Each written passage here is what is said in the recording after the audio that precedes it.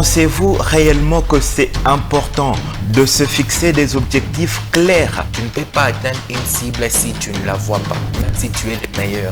On ne peut pas atteindre quelque chose qui n'est pas clair dans ton esprit. Tu dois savoir que chaque personne sur cette terre n'a que 24 heures. Les gens qui ont excellé n'avaient que 24 heures. La question, ce n'est pas si vous avez le temps ou non. La question, c'est comment vous gérez votre temps. Le temps, vous l'avez toujours. Ce qu'on peut accomplir en fonction de notre potentiel. On ne saurait pas achever notre potentiel même en 100 vies. Tu auras naturellement de l'énergie.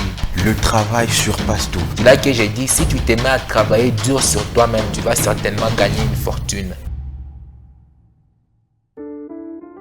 Coach Étienne, bonjour. Bonjour Enoch. Je suis encore très ravi de vous accueillir encore aujourd'hui dans notre émission pour parler d'un sujet qui nous préoccupe tous. Comment se fixer des objectifs clairs afin de doubler son revenu? Alors, j'aimerais savoir, pensez-vous réellement que c'est important de se fixer des objectifs clairs? Vous travaillez beaucoup et vous investissez régulièrement. Est-ce que vous pensez que c'est réellement important de se fixer des objectifs clairs? Tu sais, Enoch, pour te répondre à cette question, j'aimerais te ramener au jeu qu'on appelle tir à l'arc. Tu vois, ces jeux-là, j'aimerais prendre pratiquement un personnage super important, Howard Hughes. Il tirait à l'arc. Tu vois, tu ne peux pas atteindre une cible si tu ne la vois pas, même si tu es le meilleur. Howard Hughes s'était entraîné jusqu'à ce qu'il atteignait les milliers de la cible. Il était devenu tellement meilleur dans les jeux du tir à l'arc qu'à un point, les gens pour l'affronter, tout le monde se disait je veux être deuxième, troisième, quatrième. Il en va aussi même des objectifs qu'on peut s'assigner. On ne peut pas atteindre quelque chose qui n'est pas clair dans ton esprit.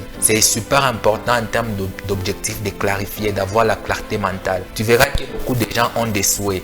J'aimerais faire ça, j'aimerais me marier, j'aimerais lancer mon entreprise, j'aimerais doubler mes revenus. Mais au final, ils n'ont que des souhaits, ce n'est pas clair dans leur esprit. Voilà pourquoi c'est super important lorsqu'on veut atteindre un objectif de les clarifier, de savoir qu'est-ce qu'on veut atteindre. Tu vois par exemple lorsqu'on prend Howard Hughes, bien qu'il était meilleur, mais lorsque la cible elle est invisible, s'il tirait sa flèche, est-ce qu'il va atteindre sa cible? Avoir une pensée mentale claire.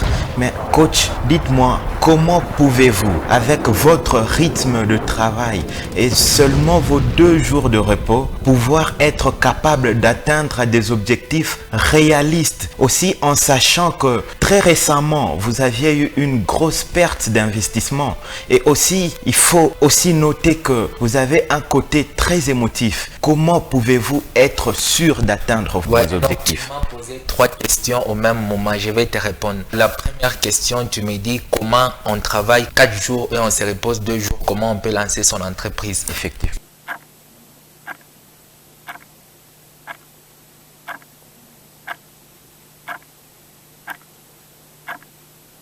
Tu dois savoir que chaque personne sur cette terre n'a que 24 heures. Les gens qui ont excellé n'avaient que 24 heures. Tu dois savoir par exemple lorsque je te parle de la clarté mentale. Et moi à un moment donné je me suis dit tiens, Bill Gates a 24 heures, Elon Musk a 24 heures. Mais comment ils arrivent à obtenir des résultats que moi je n'ai pas?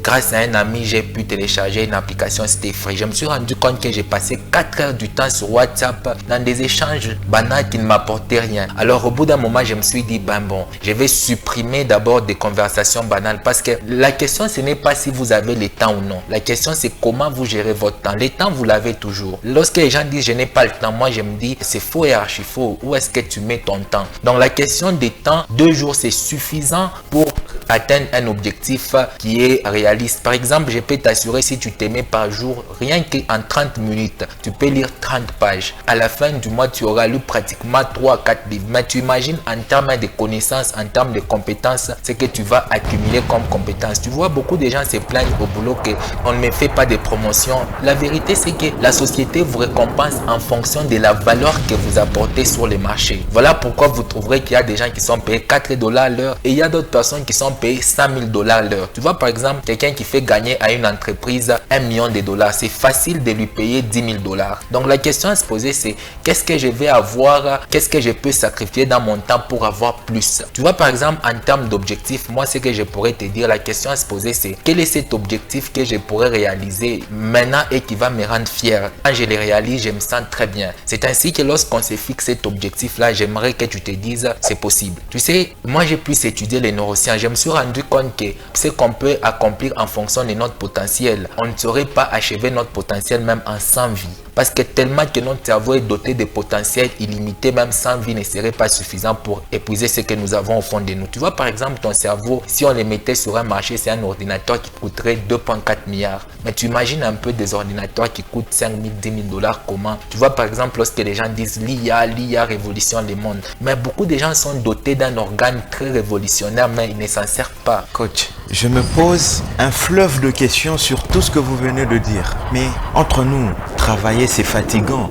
Mais comment faire pour que quand vous vous fixez un objectif, que vous puissiez vous consacrer réellement au travail? Et donc, c'est une question super intéressante. Tu vois, par exemple, moi, pour les coachings, les développements personnels, ce sont des choses qui ne me lassent pas. Lorsque quelqu'un vient et dit, lorsqu'il procrastine, j'aimerais lui poser la question, est-ce que ça t'inspire réellement? Parce que lorsque ça t'inspire réellement, tu vas vite te rendre compte que tu auras naturellement de l'énergie. Tu vois, le problème avec le monde actuel, c'est que 80% des rêves que nous avons, ce sont les rêves des autres. Ce sont les objectifs des autres. Voilà pourquoi au bout d'un moment, on avait commencé, on les a notés, non, j'aimerais avoir ça, ça, ça. Au bout d'un moment, la motivation chute d'elle-même. On appelle ça la motivation extérieure. Mais il y a ce qu'on appelle la motivation intrinsèque, donc la motivation du génie. C'est ainsi que vous verrez que les génies sont prêts à passer des heures et des heures sur un sujet jusqu'à s'améliorer, jusqu'à devenir meilleur. Donc lorsque quelqu'un dit que le travail me fatigue, c'est la preuve que ce travail ne l'inspire pas vraiment. Lorsque quelque chose vous inspire, moi je dis, si vous pouvez trouver un projet sur lequel vous pourrez passer des nuits et des nuits, vous avez trouvé le Graal. Donc vous avez trouvé la chose qui va vous démarquer aux yeux du plus grand nombre. Alors ça,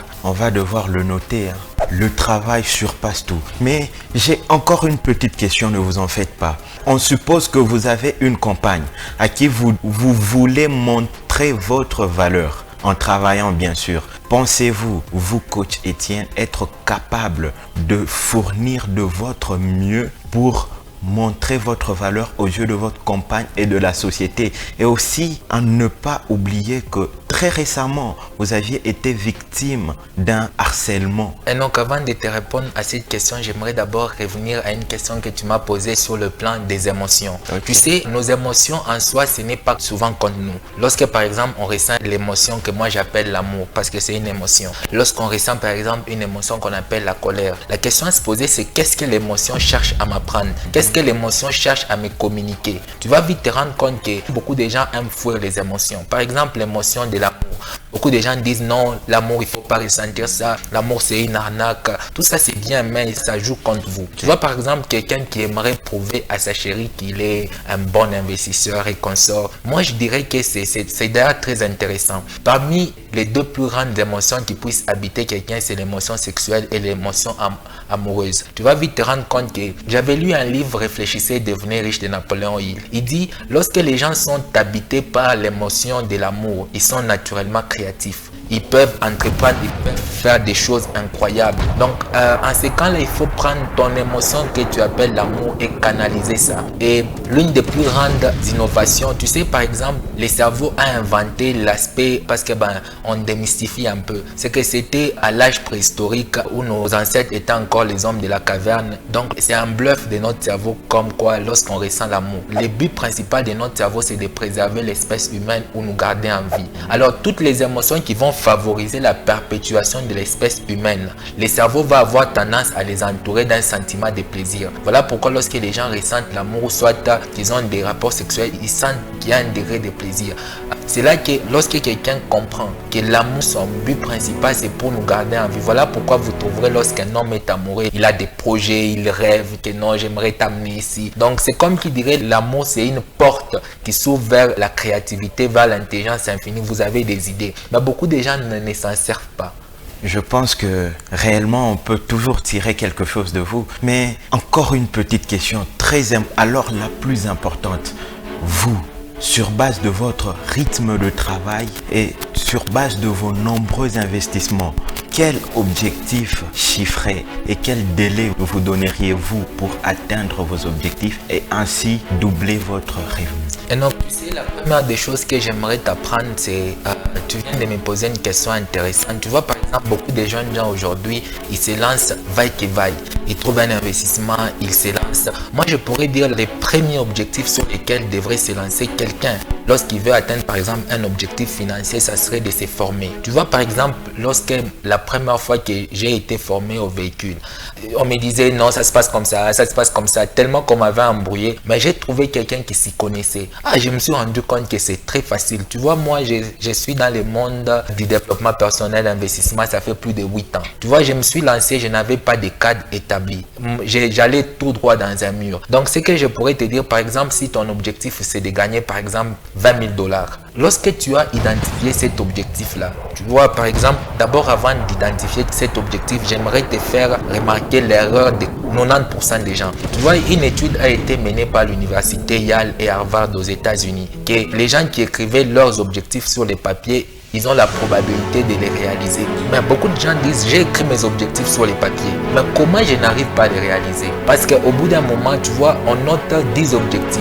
Au bout d'un moment, on se réveille le matin, tu vois, ça se fait généralement au nouvel an. J'aimerais réaliser ça, j'aimerais voyager, j'aimerais faire ceci, cela. On devient multitâche, on veut accomplir tout au même moment. Non, c'est une erreur grave, c'est une erreur même fatale contre tes objectifs. Donc, identifie les seuls objectifs, par exemple, gagner de l'argent. Et dis-toi, si je l'ai réalisé demain, comment je vais me sentir? Si tu vas te sentir tellement bien par rapport à tous les autres objectifs, efface tous les autres objectifs et garde les seuls objectifs. À cet objectif, maintenant, pose-toi cette question. Quelles sont les compétences que je peux acquérir pour gagner cet argent? Comme Jim Rohn dit que le meilleur travail n'attend que le meilleur vous. Voilà pourquoi il y a des hommes qui sont payés 4 $ à l'heure et il y a des hommes qui sont payés 1000 $ à l'heure. Donc tout dépend de la valeur que vous apportez. Donc la question à se poser, c'est est-ce que je mérite ces 5 000 $ ou soit ces 10 000 $ que je me suis assigné? Par exemple, investir dans son leadership, investir dans ses compétences. Quelle est la compétence que je peux acquérir pour mériter cette somme d'argent? Tu vois, par exemple, beaucoup de gens se plaignent que non, les DG gagnent plus. Tu vois, j'ai eu à travailler avec certains directeurs généraux. Je me suis rendu compte que ces gens-là, ils se préoccupent par exemple comment il va vous payer avant de vendre les cuivres. Comment il doit aller négocier avec les banquiers pour qu'on lui donne 10 millions de $. Tu vois un peu, ce n'est pas facile quand tu es dans un processus de routine où tu sais que chaque matin tu dois faire tes plans, que j'ai travaillé dur. C'est là que j'ai dit, si tu te mets à travailler dur sur toi-même, tu vas certainement gagner une fortune. Mais si tu travailles dur sur ton travail, Jim Rohn dit tu vas gagner un salaire. Voilà pourquoi moi, lorsque j'ai ce que j'appelle l'objectif maître, donc l'objectif principal sur lequel je vais acquérir maintenant des compétences autour du leadership, la pensée critique. Tu vois, lorsque tu acquiers des compétences autour, tu te poses la question, quelles sont les personnes qui pourraient m'aider pour atteindre cet objectif? Et quand tu réunis ces combos-là gagnants, l'objectif devient possible. Mais il ne faudrait pas oublier les échecs. Les échecs, Napoléon il disait, derrière chaque échec, il y a un germe de la réussite. Tu sais, c'était comme une révélation. Un jour, je tombe sur un livre, Les 25 génies en affaires, sur l'histoire de Bezos. Tout le monde prédisait que Amazon, ça allait chuter, ça allait flopper. Mais après qu'Amazon s'est relevé, on a posé la question à Bezos, comment tu avais pu garder la tête froide pendant ces moments-là? Tu sais la réponse de Bezos. Il dit, moi j'ai regardé les indicateurs. Je me suis dit, waouh, les gars, c'est incroyable ce qu'il a dit. L'échec, ce n'est qu'un feedback. Comme quoi tu dois améliorer là. Effectivement. L'échec, c'est juste temporaire. L'échec, ce n'est pas une fatalité, c'est un résultat qu'on est appelé à améliorer. Mais beaucoup de gens, lorsqu'ils connaissent un échec, ils partent enterrer ça. Moi, je dis, bon, vous enterrez de l'or. Parce que celui qui n'ose pas, il ne saura jamais où est-ce qu'il peut s'améliorer. Mais celui qui connaît un échec et il dit, j'ai eu un résultat qui m'a appris comment je peux me perfectionner. Donc, comment je peux m'améliorer. Tu vois, je suis parti réexplorer tous mes échecs et j'ai donné raison à Napoléon et lorsqu'il dit, derrière chaque échec, il y a un germe de la réussite. Je me suis rendu compte que j'ai appris énormément de choses. Monsieur Étienne, le coach. En tout cas, je peux dire que nous pouvons toujours apprendre quelque chose chez vous. Merci pour ça. Et mesdames et messieurs, nous avons fini. Nous sommes au bout de notre émission. Travaillez sur vous. Ayez un objectif clair. Et surtout, même si vous échouez, c'est un germe de réussite que vous plantez. Alors, nous vous disons au revoir et très bientôt pour le prochain numéro.